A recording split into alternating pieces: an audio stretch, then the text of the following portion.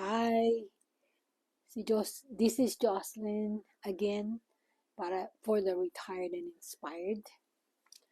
I just want to discuss about the 8 money rules to live by. Whether you before you retire, during your work time, or even after retirement. I think it's very important. Um, we know that we all try to have all the money that we want, but we don't know how. So we need to have the 8 rules to live by. Number one, spend less than what you earn. Of course, we cannot overspend and get all your money, your income, and just spend it all. No, it's not happening. So make sure that you just spend less than you earned. Number two, debt management.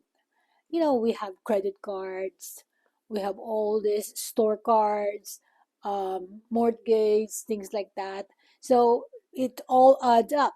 So, but you need to make sure that you manage them. We cannot go beyond what we cannot pay.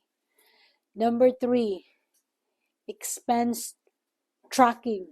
I know my husband thinks that I'm not keeping track of my expenses, but I actually am. But he does more, very, very detailed of it. I actually wrote down all the stuff that I for a month that I use, my daily, because it adds up, even though a little as gasoline. But you have to make sure that you're on top of it. Okay. Number four, prioritize savings. We spend less than what we you earn, or that less than what we earn. But also have in mind that you need to earn, you need to save, excuse me, you need to save a little bit. So you need to prioritize, however small that is. Okay? So it's important that we need to have some money when we need it, and we cannot just, ask any relatives whatsoever. Okay? So number five, financial goals. We need to have goals. I mean, um, let's say you have $4,000 every month. What's your goal? Your goal is save um, $600 in 3 months. You need to have financial goals. I know you prioritize, I just said earlier, prioritize to save or savings, but we don't have goal about how much are we going to save in a month. So in order to do that, we need to have financial goals. Over the years, over time, that goals will be tremendous, a lot, and it will help you. After that, number six, of course, emergency funds. When we are trying to save, sometimes that saving is not enough, and that's why we need to have a goal. And then when that goal is reached, the starting point where you can really um, get some funds for example 3 months, you can have to save it, start putting it somewhere else, save it. Financial goals is important. And then the other one is emergency funds. That's up to 3 months.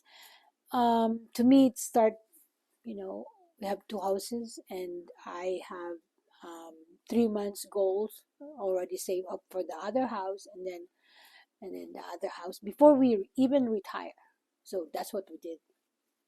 And then emotional control is number seven. What does that means?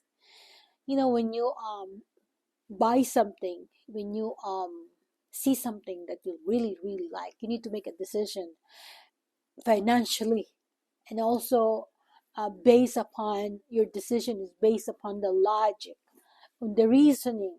Are you going to be doing it because, not because you want it, but it doesn't have any logic. Like yesterday, I we went to the mall and I saw this purse, $3,000. That doesn't make any sense to me. I'd rather go somewhere else. So I did not buy that purse. Okay, so that's what you mean by emotional control. I know it's so pretty, but it doesn't make any sense. No logic there. Okay, not a good reason for me to buy and spend my money for that. And number eight, don't depend on one source of income. Well, my husband and I are both working, so that's good. He has military. He has other things. We have rental houses. So in the Philippines and here in the United States, that really helps. I'm not even counting what I have in the Philippines. So only here. And I have my pension, of course, and I make sure that I'm not spending it. You just have to remember those eight rules. Spend less than what you've earned, debt management, expense tracking, prioritize savings, financial goals, emergency funds. Number seven, emotional control. And the last, don't depend on one source of income if you can. Okay. Thank you for listening, and I hope that you will continue subscribing and click the like button if you learned something. Thank you so much. This is Jocelyn or Gummy Gum. Bye. Thank you.